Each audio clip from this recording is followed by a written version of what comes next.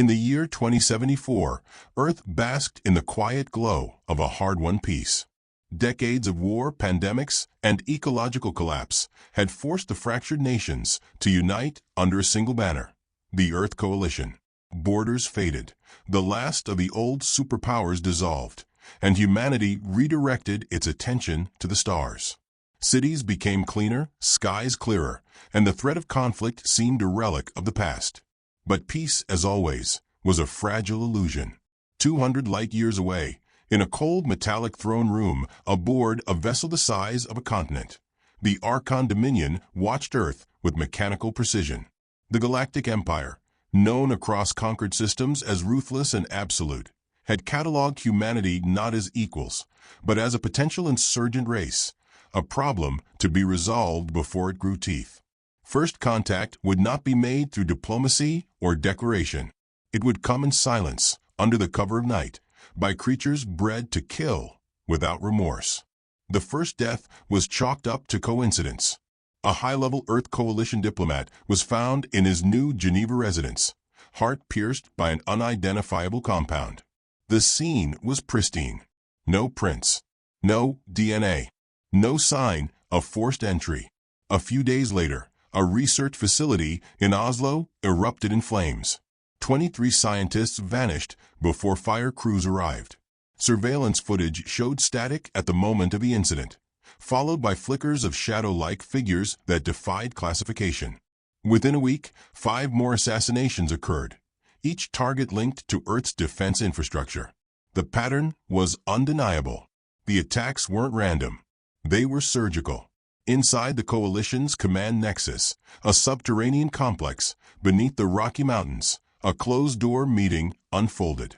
Faces blurred on screens. Voices clipped and urgent. "These aren't terrorists," said Director Lila Mera, her gaze cold. "There's something else. Something trained."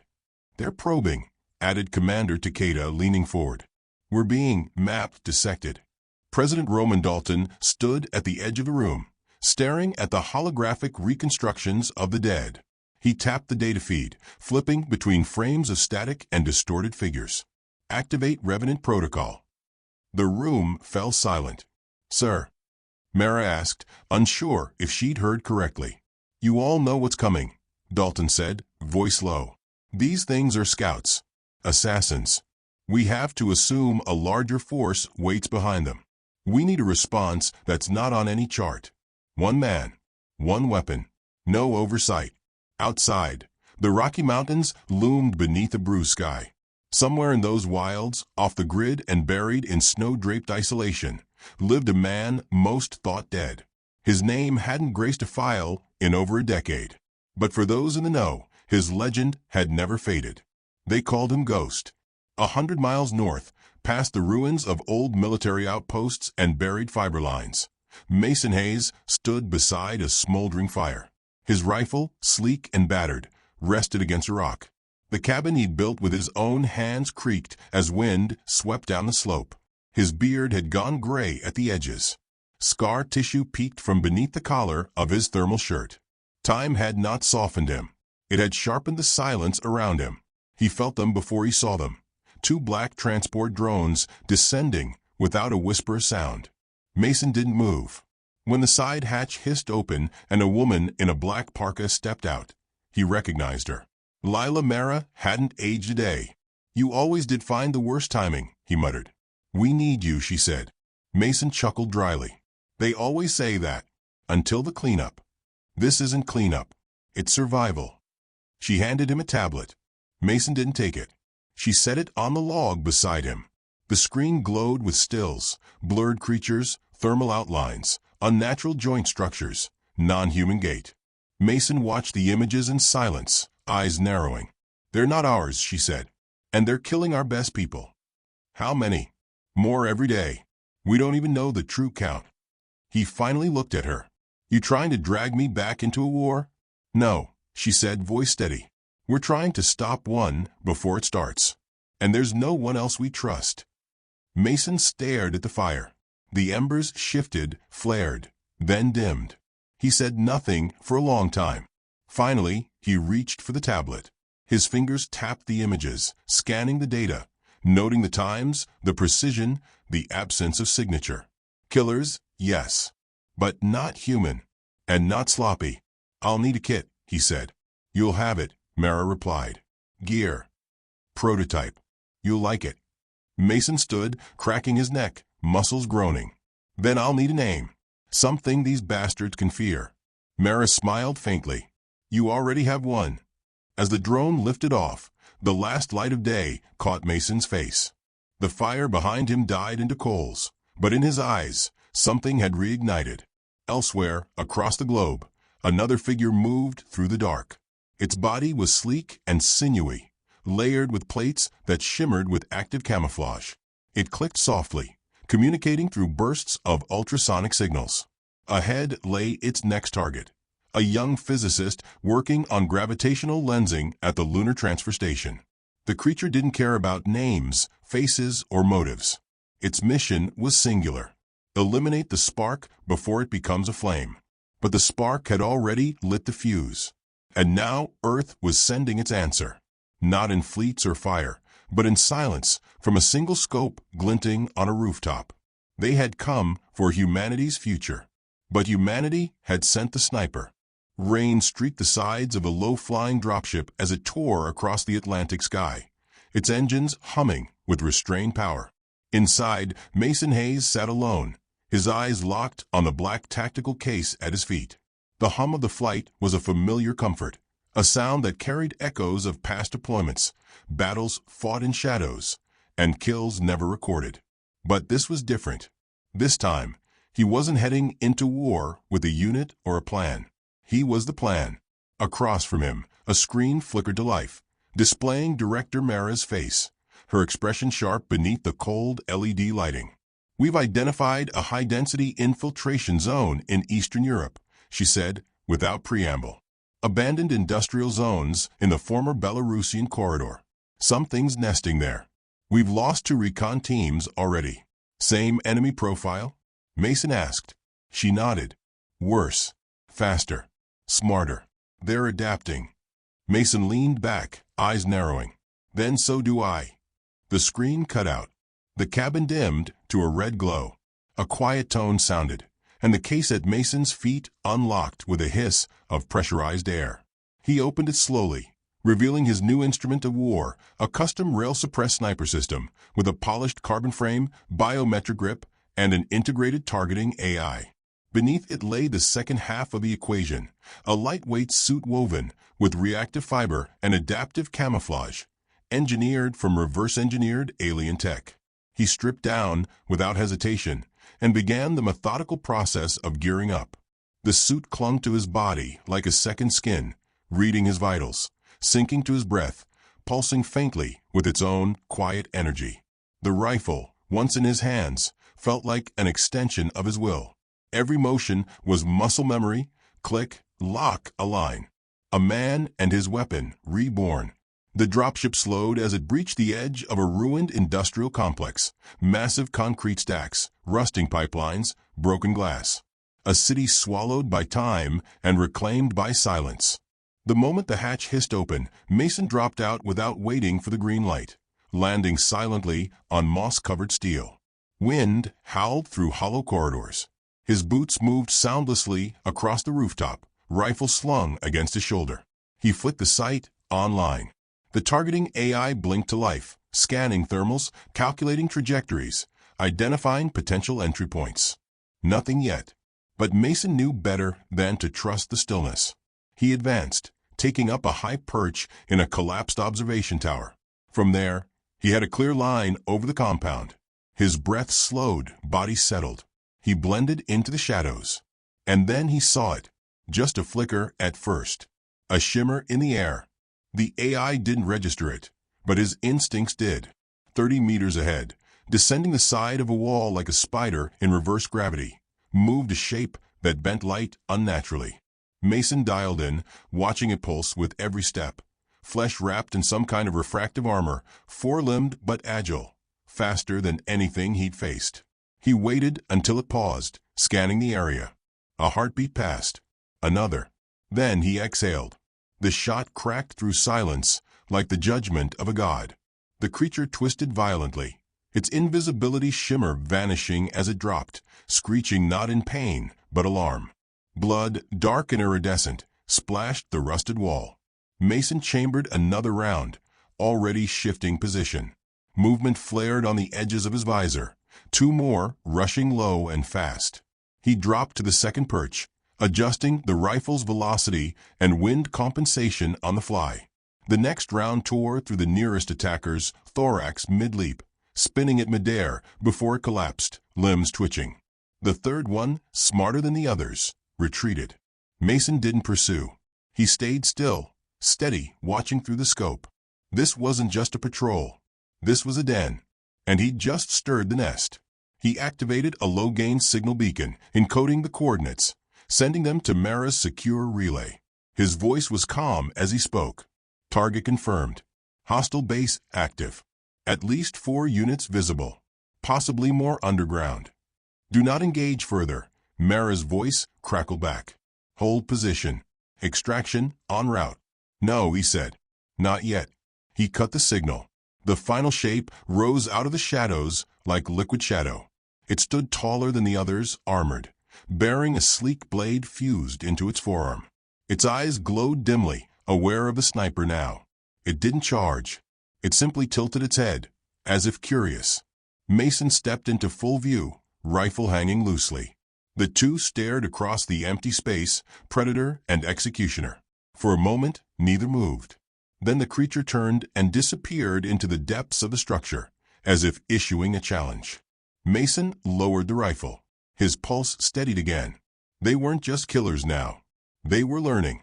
And one of them had looked at him like a rival. He knew what that meant. Next time, it would come for him directly. And when it did, it wouldn't be hiding in shadows. It would want to prove something. Good. Because so would he. Snow drifted softly through the crumbling skeleton of the old refinery as dawn approached, casting a pale glow over the rusted catwalks and rotting metal beams. Mason crouched beneath a collapsed pipeline, his rifle disassembled beside him. He had been awake all night, studying the patterns, tracking the movement of the remaining creatures that had retreated deep into the bowels of the facility. What he'd seen confirmed a grim truth. This was not just a staging area. It was a birthing ground. Their tunnels weren't dug but melted, bored into concrete and steel by chemical compounds that reeked of sulfur and metal. Organic residue lined the walls, as though the very structure had been infected by something alive. There were husks, too, empty exoskeletons, some no larger than a dog, others taller than Mason. Whatever the Archon Empire had sent, it wasn't just here to kill. It was multiplying. Mason adjusted his camo suit, activating a pulse dampener to mask his presence. His next move wasn't a strike. It was reconnaissance. He descended into the network, moving slowly, step by step, breathing through a carbon filtration mask.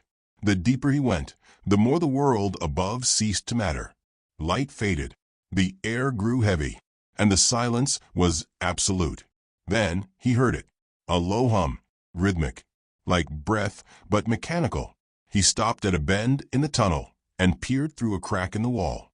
What he saw would haunt him. A vast chamber, carved from the earth, lit by bioluminescent sacs, suspended from the ceiling. Hundreds of the creatures moved below, some in upright formation, others crawling in synchrony. At the center stood a figure unlike the rest, taller, more armored, its body adorned with geometric markings that pulsed in soft, golden light. It was not merely a soldier. It was a commander, and beside it knelt a human. Mason's grip tightened. The prisoner was strapped to a slab of what looked like living bone, her eyes wide, unfocused. Electrodes pulsed at her temples, drawing data. The creatures were studying her, learning.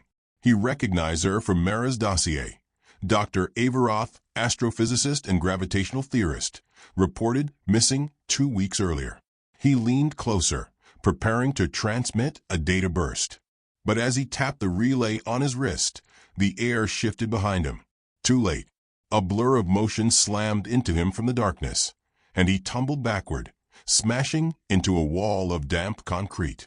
His rifle clattered out of reach.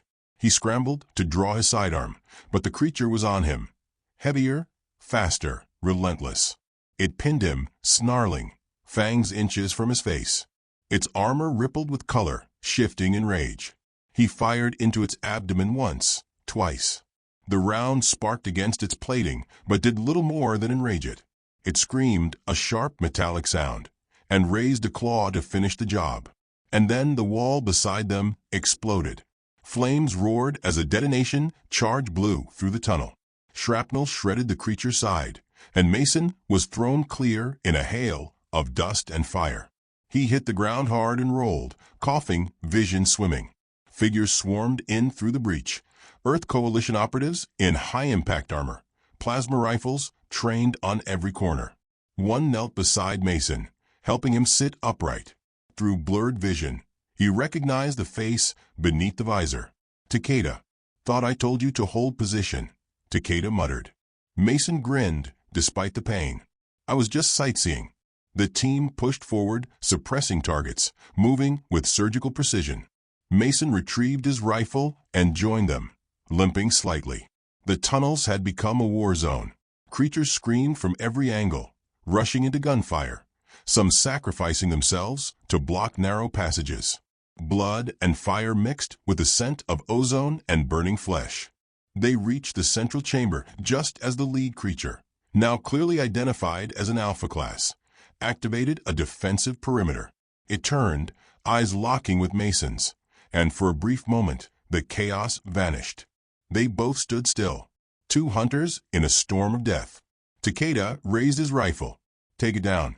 "No," Mason said, stepping forward. "It's mine." He raised his sniper and toggled to hypervelocity. The chamber was tight, angles unpredictable, but he had one shot. The Alpha roared and charged, limbs shifting into blades. Mason didn't flinch. He breathed, watched, waited, then fired. The round struck dead center, beneath the creature's main joint, where armor was weakest. The force of it lifted the Alpha off the ground and slammed it into the wall behind. It didn't move again. Silence fell, thick and absolute. The remaining creatures shrieked and scattered into the tunnels, retreating like rats from light. Mason exhaled slowly. Dr. Roth was alive, but unconscious. Takeda's team began stabilizing her, lifting her from the bone cradle with gentle hands. Mason stood over the Alpha's corpse, rifle lowered, expression unreadable. "You killed their leader," Takeda said quietly. "That'll hurt them." "No," Mason replied. "It'll piss them off." He turned to face the darkness beyond the chamber, where deeper tunnels stretched out of sight. "They'll come back. Stronger." Takeda nodded. "Then we better be ready." As the extraction team ascended toward the surface, carrying Roth and the wounded, Mason lingered behind for a moment, staring at the strange, glowing sigils along the walls. They pulsed in slow rhythm, as though breathing with intelligence. This wasn't over. It hadn't even started. The skies above Iceland were choked with ash and cloud. An electromagnetic storm, unnatural in shape and rhythm, rippled across the upper atmosphere like a bruise on the skin of Earth.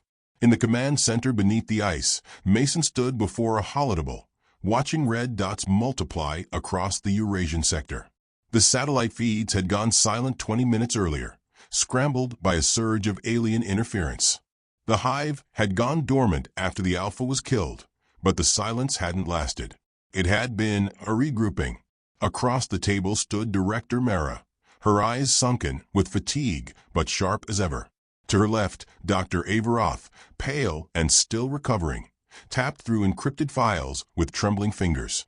Her memory of the captivity was fractured. Shattered glimpses of neural scans, telepathic impressions, alien numbers she couldn't yet understand. But what she did know chilled every room she entered. "They weren't just studying us," Ava said softly. "They were mapping us, encoding our responses, our fears, our tactics." Mason didn't flinch, preparing for a second wave. Roth nodded, but not from orbit, from underground. The Empire seeded dormant cells centuries ago. The ones we fought, they were the shepherds. The real invasion is designed to mimic evolution, slow, unnoticed, inevitable. Takeda leaned on the edge of the table, arms crossed. And how long do we have before this evolution hits stage 2? Less than 48 hours, Mara answered. We've got reports of seismic anomalies from Scotland to Siberia. They're moving, coordinated. And worse, some of them are mimicking human signatures, disguising themselves. The room fell silent. Outside the reinforced bunker, Earth was preparing for its first true war against something older, faster, and infinitely more patient than humanity had ever faced. Yet in the middle of the storm, Mason felt clarity, not panic. He had seen them up close. He had bled into their tunnels, heard the echo of their thinking minds. They weren't monsters. They were tacticians. And that made them predictable. He turned from a table. We don't need a counterstrike. We need a disruption. Mara raised an eyebrow. You want to provoke them? No, Mason said. I want to outthink them. He pulled up a map. A forgotten launch site in eastern Kazakhstan. A Cold War relic. Buried beneath it was a dormant quantum core never activated, built as a failsafe for a nuclear winter that never came. But Roth had a different idea. If we flood the local quantum field with resonance radiation, she explained, we create a harmonic collapse, short range, but enough to scramble their neural lattice. Takeda frowned. You want to fry their brains? Roth met his eyes. No. I want to erase their ability to communicate. Cut off the hive. Mason looked to Mara. Send a battalion and it's a massacre. Send me. I'll get it done. For a moment, no one spoke. Finally, Mara nodded. One shot. You miss it, we won't get another. Mason was already walking. The dropship cut through night like a whisper. Below, a blizzard howled over an endless expanse of white. The launch site jutted from the earth like a rusted dagger. Beneath the snow, the hive waited hundreds, maybe thousands of Archon bioconstructs, shielded by a decaying military complex and corrupted earth. He landed without a sound. The facility was a corpse. Steel twisted by frost, walls bleeding rust. But power still pulsed deep within. As Mason descended through the levels, shadows shifted. Heat signatures flickered. The creatures were here, but dormant, connected, breathing through a web of thought too vast for any one soldier to grasp.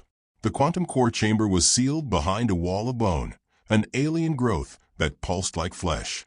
Mason placed a charge and turned away. The explosion echoed downward, drawing movement. He had only minutes. Inside the chamber, the reactor loomed. The interface had fused with alien tech, veins of blue light running across the control nodes. Roth's instructions played through his HUD, step by step. He moved quickly. Behind him, the first creature entered. This one was different, thinner, almost emaciated, but its eyes burned with strange intelligence. It didn't charge. It watched. Then it spoke. You are alone, it said in a voice warped through 1,000 echoes. Mason kept working. You fight without numbers, without evolution. You will be erased. He connected the final circuit. The reactor's hum deepened. I'm not here to win, he said. I'm here to unplug the conversation. The creature lunged. He turned, raised the rifle, and fired point blank. The kinetic round tore the creature backward, shattering its thorax. Mason hit the activation switch and dropped a relay spike into the core. The signal fired. Across the hive, screams erupted, not of pain, but of confusion. Creatures staggered, turning against their own. The chamber walls shuddered as something deep underground began to collapse. Mason sprinted. The roof began to cave, support beams breaking like twigs. Snow flooded the corridors. He moved with feral speed, breath ragged, vision blurring. He reached the upper level, just as the blast pulse ruptured from the core. Light exploded behind him. He dove clear. When he awoke, everything was quiet.